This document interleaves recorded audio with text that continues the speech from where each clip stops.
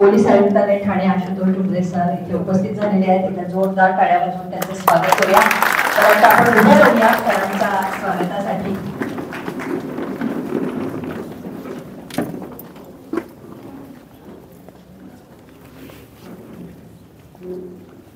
Police आयुक्तालय ठाणे आशुतोष डुबरे साहेब, doctor Dnyaneshwar Chavan police सह आयुक्त ठाणे, श्री डॉक्टर पंजाबराव उगले सह आयुक्त पोलीस ठाणे पराग, तसंच Dattatray Pabale assistant police commissioner, आर्थिक गुन्हे cyber Dattatray Pabale sir, Parag Manere police उपआयुक्त ठाणे, प्रकाश वाघे वरिष्ठ पोलीस निरीक्षक cyber police Thane, Shrimati Reshma Jadhav Salunke Decodetech industrial training कंपनीच्या संचालिका, या सर्वांचं मी मनपूर्वक इथे स्वागत करत आहे. पोलीस आयुक्तालय ठाणे शहर आणि डिकोडटेक इंडस्ट्रियल ट्रेनिंग प्रायव्हेट लिमिटेड यांच्या संयुक्त विद्यमानं आजचा हा कार्यक्रम आपण इथे संपन्न करत आहोत. ठाणे शहर सायबर सुरक्षित करण्याच्या दिशेनं एक सुंदर पाऊल आपण पुढे टाकत आहोत. तर मुख्यमंत्री युवा कार्य प्रशिक्षण योजनेअंतर्गत ठाणे शहर पोलीस आयुक्तालयातील सर्व पोलीस ठाण्यातील सायबर सेलकरता सायबर योद्ध्यांच्या नियुक्तीचा कार्यक्रम आज इथे संपन्न होत आहे. खऱ्या अर्थाने सायबर गुन्हा फार सहजपणे हा होतो, होणाऱ्यापर्यंत तो पोचत नाही आणि नंतर आपल्याला कळतं की अशा पद्धतीने आपल्या बरोबर काहीतरी चुकीचं घडलंय किंवा गुन्हा झाला. बसलेले आहेत त्या सगळ्यांचं मी मनपूर्वक इथे कौतुक करते. तसंच सर्व पोलीस स्टेशनचे सायबर अधिकारी, डिकोडटेक कंपनीचे प्रशिक्षण केलेले सायबर योद्धे, सायबर पोलीस स्टेशनचे सर्व अधिकारी आणि अंमलदार या सर्वांचं मनपूर्वक स्वागत करते. असं म्हणतात की दीपमाळ केव्हा तयार होते, तर प्रत्येक दिव्याचं प्रज्वलन करून आपण आमच्या कार्यक्रमाची सुरुवात करतोय.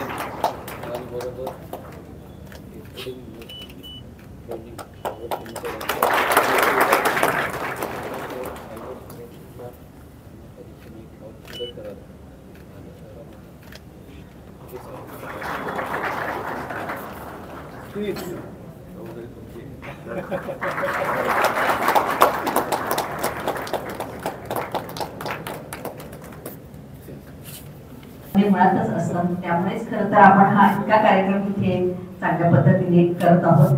त्यामुळे पुन्हा एकदा मला वाटतं आपल्या सगळ्या गणवेशधारी पोलीस सरांचं सगळ्यांचं कौतुक म्हणून आपण इथं जोरदार टाळ्या वाजवूया.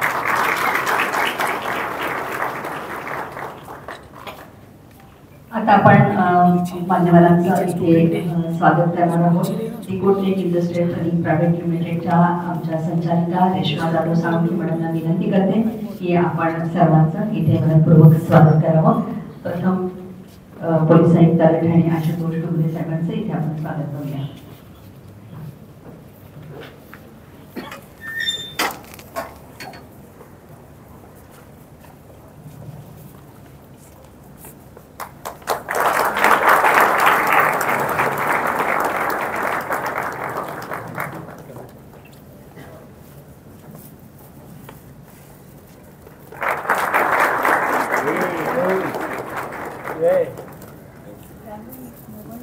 यानंतर पोलीस आयुक्त ठाणे डॉक्टर ज्ञानेश्वर चव्हाण,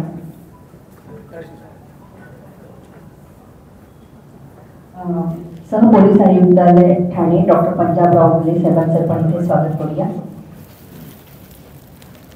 आपण पोलीस आयुक्त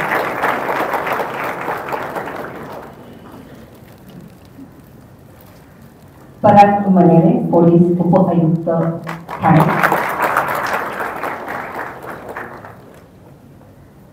प्रकाश वाघे साहेब वरिष्ठ पोलीस निरीक्षक सायबर पोलीस ठाणे,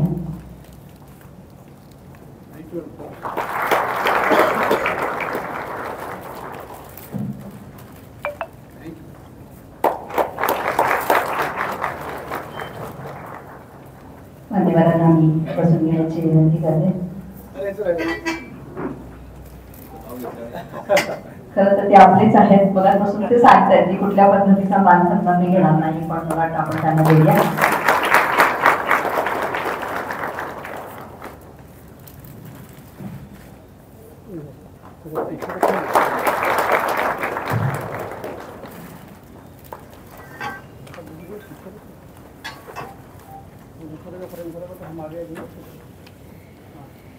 खऱ्या अर्थाने आजचा कार्यक्रम हा इतका महत्वाचा आहे की वाढता सायबर गुन्हा जो आपल्या लक्षात पटकन येत नाही, आणि याचं टार्गेट हे 16-17 वर्षाच्या मुलां किंवा मुलींपासून ते वृद्धांकडे होतं. परवाच आम्ही स्टेट बँक मध्ये गेलो होतो आणि एक वृद्ध आले होते. वृद्ध म्हणजे 73 वर्षाचे ते होते, आणि त्यांनी अचानकपणे त्या मुलीला सांगितलं की मला अशा अशा पद्धतीचा SMS आला बँकेकडून आणि माझ्याकडून एक 75,000चा डेबिट झालाय. तर ती म्हणाली की दाखवा मला. तर ते डेबिट दाखवल्यानंतर ती म्हणाली की बँकेतनं अशा पद्धतीचं कुठलेही काही आम्हाला तुम्हाला दिलं गेलं नव्हतं, तर तुम्ही अशा पद्धतीने नंबर दिला का? तर हो, मला बँकेकडून फोन आला होता आणि OTP सांगितला. तर ती म्हणाली की तुम्ही पूर्णपणे फसलेले आहात. अक्षरशः तो माणूस खाली बसला, त्याच्या अंगातून पूर्ण घाम वाहत होता, आणि मग पुढे भयंकर काहीतरी झालं.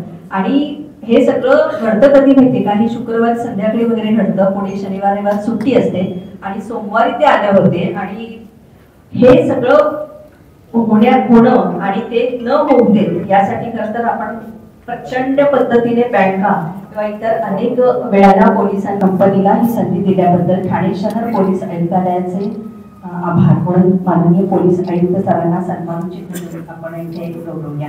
तर मी रेश्मा मॅडम, पोलीस आयुक्त ठाणे यांच्या हस्ते आता डिकोडेटेक कंपनीच्या संचालिका रेश्मा जाधव साळुंखे यांचा आपण इथे सत्कार करूया. आपण एकदा जोरदार टाळ्या वाजवूया.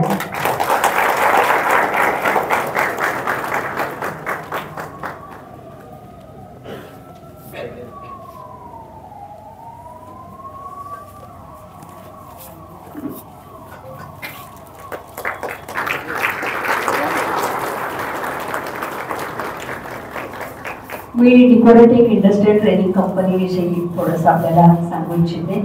डिकोडेटेक कंपनी 13 वर्षापासून कार्यरत असून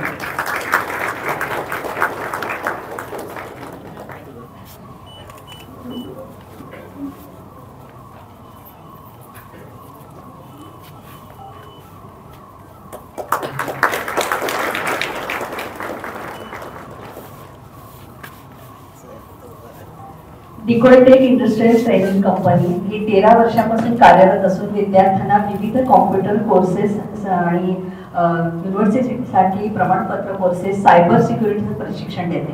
विविध IT कंपन्यांमध्ये विद्यार्थ्यांना भरती करण्याचं काम ही कंपनी करते. अनेक मुलांना आजपर्यंत जॉब दिलेले आहेत. 10,000 मुलांना जॉब देण्याचं काम आमच्या रेश्मा जाधव साळुंखे मॅडमने केलेलं आहे. Decodetech industrial training private limited company ज्याच्या संचालिका त्या आहेत, ती कंपनी IT आणि सायबर सिक्युरिटी ट्रेनिंग क्षेत्रामध्ये अतिशय उत्तम काम करते. 35,000 सायबर गुन्ह्यांसाठी जागरूकता निर्माण करण्याचं काम त्या करतात. ठाणे शहर पोलीस आयुक्तालयातील प्रत्येक पोलीस ठाण्यात त्यांचे प्रशिक्षित विद्यार्थी सायबर एक्सपर्ट म्हणून काम करत आहेत, याचा आम्हाला विशेष आनंद आहे. आणि पोलिसांना सायबर फसवणुकीच्या प्रकरणांमध्ये यांचे विद्यार्थी म्हणजे आमचे योद्धे हे काम करत आहेत, याचाही आम्हाला खूप आनंद आहे. त्यामुळे रेश्मा जाधव साळुंखे यांचं पुन्हा एकदा कौतुक म्हणून आपण जोरदार टाळ्या वाजवूया. लहानपणापासून प्रत्येक विद्यार्थ्यांना किंवा मुलांना चित्रपटाचं खूप आकर्षण आहे, आणि त्यातलं सगळ्यात मोठं पात्र म्हणजे पोलीस. त्यांचा तो गणवेश, त्यांचा तो रूपा, चोरांना शेवटी पकडतात आणि ते जेलमध्ये पाठवतात. हा पराक्रम आपण पाहण्यामध्ये खूप व्यस्त असतो, पण ते त्या ठिकाणापर्यंत पोहोचण्यासाठी अथक प्रयत्न आणि प्रचंड पराकाष्ठा लागते. हे जेव्हा आपण त्यामध्ये पडतो त्यावेळेलाच कळतं. आणि असंच खरं तर चित्रपटांमध्ये शोभणारे असे हिरो आणि आपल्या सगळ्याच महाराष्ट्राचे हिरो माननीय पोलीस आयुक्त ठाणे शहर आशुतोष जी डोंगरे सर इथे उपस्थित आहेत. सायबर गुन्ह्यांकडे त्यांचं विशेष लक्ष आहे, आणि ठाणे पोलीस आयुक्तालयाचा कारभार स्वीकारल्यानंतर सर्वप्रथम त्यांनी पोलीस सेलची स्थापना केली आहे. प्रत्येक पोलीस ठाण्यात 2 अधिकारी आणि 4 अंमलदार यांची सायबर सेलमध्ये नियुक्ती करण्याचे त्यांनी आदेश दिले. अनेक वर्ष प्रलंबित असलेले सायबर पोलीस ठाणे शहर त्वरित कार्यान्वित करण्याचे आदेश त्यांनी दिले। नुसते आदेश देऊन थांबले नाही तर इमारत बांधून ती कार्यान्वित त्यांनी केलेली आहे। अशा पद्धतीने 13 वर्ष आपण काम करत आहात, याविषयी आम्हाला थोडंसं सांगावं। रेश्मा जाधव साहेब।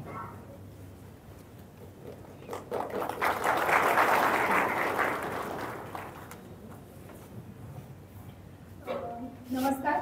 या मंचावर उपस्थित माननीय पोलीस श्री आयुक्त श्री आशुतोष डुमरे सर, माननीय श्री सह आयुक्त श्री डॉक्टर ज्ञानेश्वर चव्हाण सर, माननीय अपर पोलीस आयुक्त गुन्हे श्री पंजाबराव उगले सर, माननीय पोलीस उपायुक्त आर्थिक गुन्हे व सायबर सेल पराग मनेरे सर, माननीय सायबर पोलीस ठाण्याचे वरिष्ठ पोलीस निरीक्षक श्री प्रकाश वाडके सर आणि पोलीस विभागातील अधिकारी, मीडिया प्रतिनिधी आणि डिकोटेक टीम, या सर्व मान्यवरांचे मी माझ्याकडून आणि माझ्या कंपनीकडून मनपूर्वक आभार मानते। ठाणे पोलीस आयुक्तालयातील सायबर गुन्ह्यांवर नियंत्रण ठेवण्यासाठी जी पावले उचलली त्यामध्ये आम्हालाही सहभागी होण्याची संधी दिली, याबद्दल मी खरोखरच मनापासून ऋणी आहे। मी रेश्मा जाधव, मॅनेजिंग डायरेक्टर। गेल्या 13 वर्षांपासून मी Decodetech industrial training private limited company यशस्वीरित्या चालवत आहे। आमची कंपनी IT आणि सायबर सिक्युरिटी ट्रेनिंग या क्षेत्रात कार्यरत असून आम्ही विद्यार्थी आणि कॉर्पोरेट कंपनीज आहेत, यामध्ये सायबर सिक्युरिटीचे प्रशिक्षण दिले जाते। आम्ही या आधी आयुक्तालयातील अनेक परिमंडळ कार्यालयांमधील पोलीस ठाण्यांमध्ये सायबर अवेअरनेस कॅम्पेनद्वारा 35,000पेक्षाही जास्त अधिक नागरिकांना सायबर गुन्ह्यांमध्ये जागरूक केलेला आहे। तसंच आतापर्यंत 35,000पेक्षाही अधिक करून आम्ही सायबर गुन्हे आजच्या काळातील एक मोठी आव्हान आहे, म्हणजे फसवणूक, हॅकिंग, ऑनलाईन धोके, हे सगळं फक्त तंत्रज्ञानानेच आपल्याला थांबवता येणार नाहीये। आपण खूप प्रयत्न करतो। आज पाहायला गेलं तर प्रत्येक पोलीस स्टेशनमध्ये 250च्या वर आपल्याला फ्रॉड केसेस येतात, ऑनलाईनही येतात, बँकिंग फ्रॉड्स असतात आणि बऱ्याच लोकांना IT अपडेट होत चाललेला आहे, पण त्याच्याबद्दल नॉलेज नसल्यामुळे ॲप्लिकेशन्स कसे ऑपरेट करायचे याचं नॉलेज नसल्यामुळे त्यांच्याकडून बऱ्याच फसवणुका होतात। त्याच्यासाठी आपल्याला फक्त तंत्रज्ञानानेच नव्हे तर आपल्याला जनजागृती आणि प्रशिक्षणाची सुद्धा खूप आवश्यकता आहे। तसेच ठाणे शहर पोलीस आयुक्तालयातील अनेक पोलीस ठाण्यांमध्ये आमचे प्रशिक्षित विद्यार्थी सायबर एक्सपर्ट म्हणून कार्यरत आहेत, जे पोलिसांना तांत्रिक गुन्ह्यांच्या फसवणुकांमध्ये मदत करतात। तसेच ते ऑनलाईन तांत्रिक सहाय्य असो किंवा एखाद्या प्रकारातील डेटा ॲनालिसिस असो, या सर्व बाबतींमध्ये त्यांची मदत होते। तसेच आम्ही सायबर सुरक्षेच्या कामात आम्ही ठाणे शहर पोलीस आयुक्तालयासोबत आधीपासूनच जोडलेले आहोत। त्यामुळे मला अतिशय आनंद होत आहे की शासकीय उपक्रमाच्या माध्यमातून आयुक्तालयाच्या मदतीने IT आणि सायबर सिक्युरिटीचे प्रशिक्षण घेतलेल्या बेरोजगार तरुणांना पोलीस दलासोबत काम करण्याची संधी मिळाली। माझा विश्वास आहे की भविष्यात या संधीचा त्यांना नक्कीच लाभ, खूप मोठा फायदा होईल। ही जरी 11 महिन्याची टेनर असली तरी हा उपक्रम खूप मोठे सातत्याने चालू ठेवण्याचा आमचा मानस आहे। यासाठी मी खास करून आपले श्री माननीय आशुतोष डुमरे सरांचं मनापासून आभार मानते की त्यांनी आम्हाला ही सुवर्ण संधी दिली। आम्ही विविध महाविद्यालयांमध्ये करिअर गायडन्स घेतो आणि IT क्षेत्रामध्ये करिअरमध्ये विद्यार्थ्यांना रोजगाराच्या संधी उपलब्ध करून देतो। आमचे विद्यार्थी आज भारतातील तसेच विदेशातील अनेक नामांकित कंपन्यांमध्ये कार्यरत आहेत। त्यांना रोजगाराच्या संधी आमच्या कंपनीतर्फे उपलब्ध करून दिल्या जातात। पोलिसांची देखील अनेक मुलं आमच्याकडून प्रशिक्षण करून सध्या विविध IT कंपन्यांमध्ये, चांगल्या नामांकित कंपन्यांमध्ये कार्यरत आहेत। सायबर गुन्ह्यांमध्ये तज्ज्ञ होण्यासाठी आणि सायबर सुरक्षेबाबत सखोल माहिती मिळवण्यासाठी ठाणे शहर आयुक्तालयातील पोलीस अधिकारी व कर्मचारी यांसाठी मी लवकरच एक विशेष उपक्रम सुरू करीत आहे। त्या अंतर्गत सायबर सिक्युरिटी आणि डिजिटल फॉरेन्सिक हे शिक्षण ऑनलाईन किंवा ऑफलाईन ज्यांना जसे सोयीचे असेल त्या पद्धतीने आयोजित केले जाईल। हा कोर्स पोलीस दलांसाठी अत्यंत नाममात्र शुल्कात उपलब्ध करून दिला जाणार आहे आणि या कोर्सचे प्रमाणपत्र आपण गव्हर्नमेंट सर्टिफिकेट आपण पोलिसांना प्रोव्हाइड करणार आहोत। म्हणूनच ही सुवर्ण संधी ठरणार असून आपण या संधीचा नक्कीच लाभ घ्यावा। स्वतःला अधिक जागरूक करा आणि सायबर गुन्ह्यांपासून स्वतःचे तसेच आपल्या समाजाचे रक्षण करण्यासाठी नेहमी सज्ज राहा। सायबर सुरक्षेबाबत तयार राहणे हे आजच्या काळाची गरज आहे। शेवटी मी पुन्हा एकदा सर्व मान्यवरांचे ठाणे पोलीस आयुक्तालयाचे आणि माझ्या सहकाऱ्यांचे मनपूर्वक आभार मानते. आपल्या सहकार्यामुळेच हा उपक्रम यशस्वी होईल आणि आपण सर्व मिळून सायबर गुन्ह्यांविरुद्धची ही लढाई अधिक प्रभावी करू. मी पुन्हा एकदा सगळ्यांचे आभार मानते आणि माझे 2 शब्द सांगते. थँक्यू.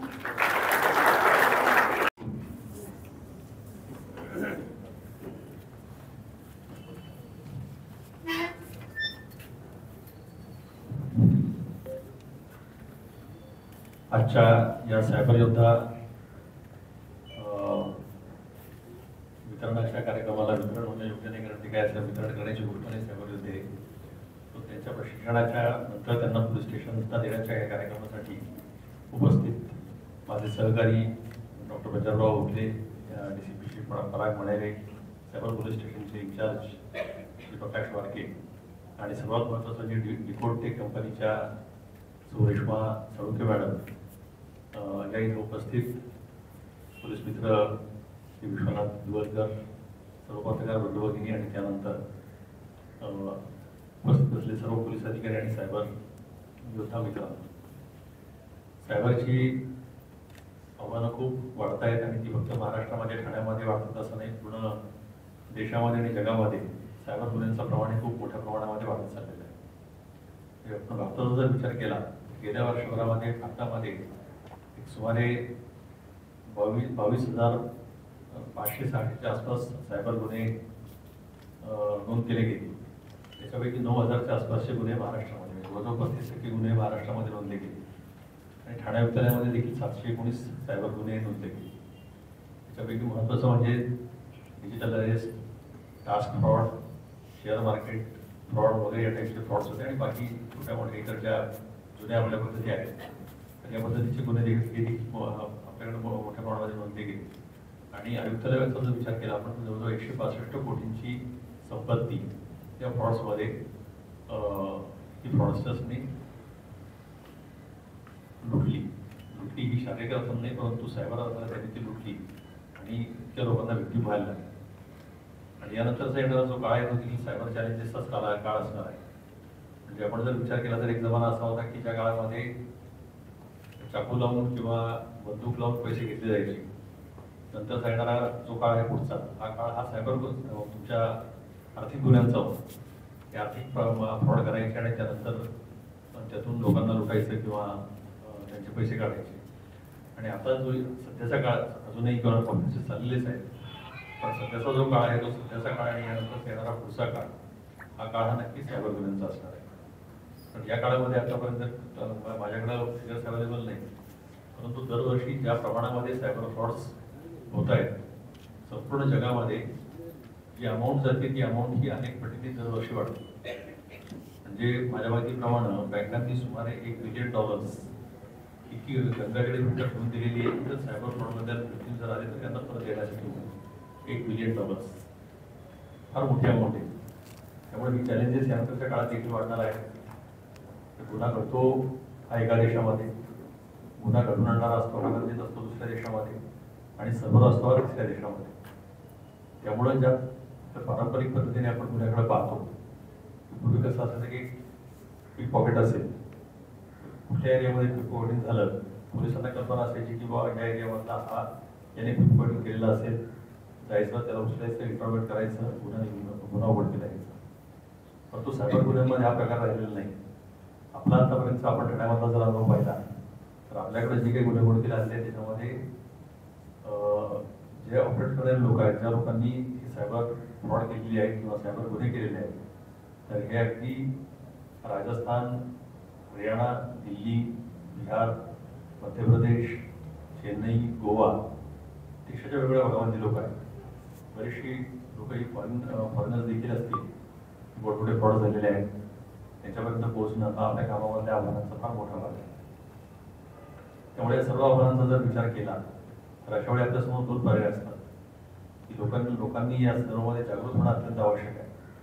म्हणजे आता मॅडमने बोलता सांगितलं की पासवर्ड देऊन टाकला बँकेमध्ये केल्यानंतर अशा प्रकारचे गुन्हे होतात की विशेषतः जे रिटायर्ड लोक आहेत त्यांचा विश्वास असतो की बँकेमधून आपला फोन आल्यानंतर तो फोन खरा आहे. OTP पासवर्ड आपला देऊन टाकायचा आणि तो फोन ठेवायच्या आतमध्ये, फोन संपायच्या आतमध्ये 1 मिनिटामध्ये त्यांच्या अकाउंटमध्ये पैसे गायब झालेले असतात. म्हणजे इथपासून ते UPI फ्रॉडपासून ते खोट्या सायबर लिंक बनवणं, खोट्या सायबरच्या वेबसाईट्स बनवणं, अशी अनेक नवीन नवीन टेक्निक्स तयार लागलेली आहेत. त्यामध्ये आता आर्टिफिशियल इंटेलिजन्स आला आहे, डीप फेक आलेला आहे. त्यामुळे या वेगळ्या तंत्रज्ञानाचा वापर जसा एक सकारात्मक दृष्ट्या होऊ शकतो, पॉझिटिव्हली होऊ शकतो, तसाच तो लोकांना डिफ्रॉड करण्यासाठी, लोकांना फसवण्यासाठी सुद्धा होऊ शकतो. तो वापर करणं देखील आता चालू झालेला आहे. त्यामुळे याला जर या संकटांना जर आपल्याला सामोरं जायचं असेल तर आपल्यासमोर 2 मोठे मार्ग राहतात. पहिली गोष्ट म्हणजे लोकांना अवेअर करणं, कशा पद्धतीचे सायबर फ्रॉड होऊ शकतात, कशा पद्धतीने सायबर फ्रॉडपासून आपण स्वतःचा बचाव करून घेऊ शकतो, या दृष्टीने लोकांना अवेअर करणं. आणि दुसरी गोष्ट, ज्या तक्रारी आपल्याकडे येतात त्या तक्रारींची प्रॉपर दखल घेणं आणि त्यानंतर एक नेटवर्क गुन्हेगारांचं उद्ध्वस्त करायचं. या दोन्ही गोष्टी आपल्याला करणं अपेक्षित आहे. आणि मला असं वाटतं की मुख्यमंत्री युवा कार्य योजनेच्या माध्यमातून आपण जी सायबर युद्ध आपण तयार केलेले आहेत याचा आपल्याला मोठ्या या दोन्ही गोष्टींमध्ये चांगला फायदा होऊ शकेल. काय असतं की पोलीस स्टेशनचं जे आमचं पोलिसांचं ट्रेडिशनल ट्रेनिंग असतं तर हे म्हणजे मारामारी, फोकस, बलात्कार, दंगा या प्रकारच्या गुन्ह्यांमध्ये जास्त असतं. सायबर ट्रेनिंगला सुरुवात झालेली आहे, परंतु त्या देखील सायबर ट्रेनिंगमधलं एक्सपर्टाईज हे प्रत्येक पोलीस अधिकारी अंमलदाराकडे असेल असं अजिबात. हा विचार करून आपण प्रत्येक पोलीस स्टेशनमध्ये सायबर सेल तयार केला. ज्या अधिकारी अंमलदारांना त्याच्यामध्ये इंटरेस्ट आहे त्यांना त्या आपण हे केलं. सेंट्रल गव्हर्नमेंटच्या खूप चांगल्या पोर्टल्स आहेत. त्या पोर्टलचा वापर करून आपण किमान नोंद जर आपण केली तर नोंद केल्यानंतर ज्या अकाउंटमध्ये पैसे गेले त्या अकाउंट ब्लॉक होतो आणि त्यानंतर त्या अकाउंटवर कोर्टाच्या परवानगीने पैसे भरल्या काही हिस्सा आपण परत करू शकतो.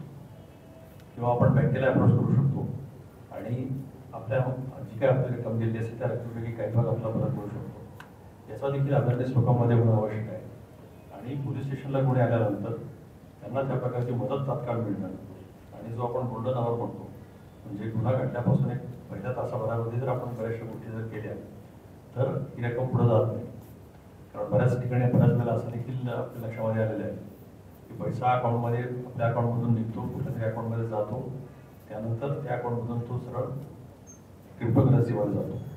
आणि क्रिप्टोकरन्सीमध्ये एकदा पैसा गेला की त्यानंतर क्रिप्टोकरन्सीमध्ये आपण त्या पैशाचा ट्रेस करणं फार कठीण होऊन जातं आणि तो पैसा आपल्याकडून कायमस्वरूपी जातो. त्यामुळे या जर गोष्टी आपल्याला टाळायच्या असतील तर आपला अवेअरनेस देखील करणं आवश्यक आहे. आणि महत्त्वाचं म्हणजे या टाईपचे गुन्हे करणारे जे गुन्हेगार आहेत त्यांचा भाग घेणं, त्यांच्या मागं लागणं, त्यांना अटक करणं हे आवश्यक आहे.